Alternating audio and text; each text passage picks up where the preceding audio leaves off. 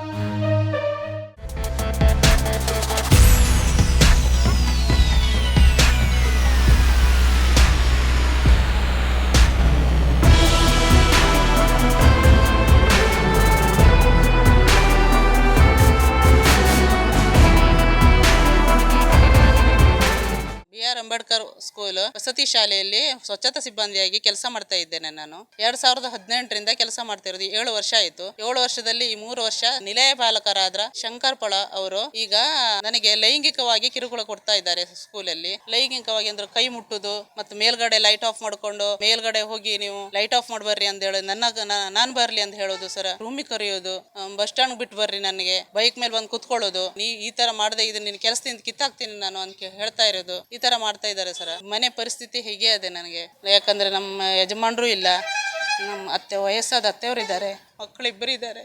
ಕಷ್ಟ ಆಗ್ತದೆ. MLA ಅವರಿಗೆ ಕೊಟ್ಟಿದ್ದೆ ಸರ್, ಸಾಂತ್ವನ ಕೇಂದ್ರದಲ್ಲಿ ಕೊಟ್ಟಿದ್ದೆ, ಪ್ರಿನ್ಸಿಪಾಲ್ರು ಮತ್ತು DD ಅವರಿಗೆ ಎಲ್ಲ ದೂರು ಕೊಟ್ಟಿದ್ದೆ ಸರ್. ಆದ್ರೂ ಸಹಿತ ಅವರು ಯಾರು ಅವ್ರ ಮೇಲೆ ಆಕ್ಷನ್ ತಗೊಳ್ತಾ ಇಲ್ಲ. ನನ್ನನ್ನೇ ಕೆಲಸದಿಂದ ತೆಗೀತೆ ಅಂತ ಹೇಳ್ತಾ ಇದ್ದಾರೆ. ಇವತ್ತು ಬಂದ್ಕೊಂಡು ನೀ ಕೆಲಸದಿಂದ ತೆಗಿ ಹೋಗಮ್ಮ ಅಂತ ಹೇಳ್ತಿದ್ದಾರೆ. DD ಅವರು ಬಂದ್ಕೊಂಡು ಏಕಾಏಕಿ